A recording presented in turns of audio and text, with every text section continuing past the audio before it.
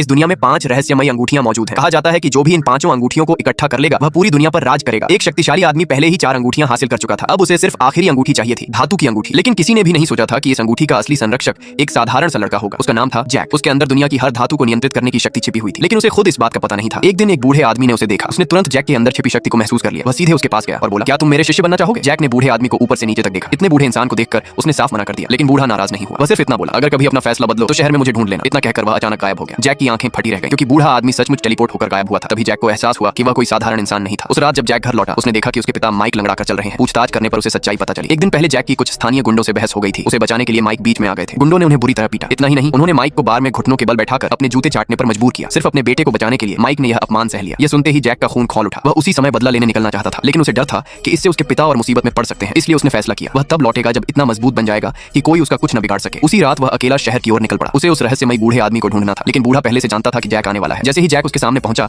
बूढ़े ने उसका हाथ पकड़ा और दोनों एक भव्य महलनुमा हॉल में पहुंच गए। फिर बूढ़े ने अचानक जैक के गले से लटक रही माला छीन ली। असल में वह उसकी परीक्षा लेना चाहता था। उसने माला को दूर फेंक दिया। जैक तुरंत उसकी तरफ भागा, लेकिन तभी उसने अपना ध्यान केंद्रित किया और मन ही मन माला को वापस बुलाने की कोशिश की। अचानक माला हवा में उड़ने लगी और सीधा उसके हाथ में आ गिरी। यह देखकर बूढ़े आदमी के चेहरे पर मुस्कान आ गई। उसे यकीन हो गया कि जैक वही व्यक्ति है जिसका वह वर्षों से इंतजार कर रहा था। जैक भी सब समझ गया। वह तुरंत घुटनों पर बैठ गया और उसे अपना गुरु मान लिया। इसके बाद बूढ़े ने उसे धातुओं को नियंत्रित करने की कला सिखानी शुरू कर दी। जैक की प्रतिभा असाधारण थी। वह हर तकनीक को बेहद तेजी से सीख रहा था। कुछ समय बाद बूढ़े ने एक चमकती हुई अंगूठी निकाली। वह 5 तत्वीय अंगूठियों में से धातु की अंगूठी थी। गंभीर स्वर में उसने कहा, इसे संभाल कर रखना। लेकिन जैसे ही उसके मुंह से यह शब्द निकले, अंगूठी खुद ब खुद उड़कर जैक की उंगली में जा बैठी और उसी पल दूर कहीं उनके दुश्मनों ने उसकी शक्ति को महसूस कर लिया। उन्हें पता चल गया था कि धातु की अंगूठी प्रकट हो चुकी है और अब वे सीधे जैक की ओर बढ़ रहे थे।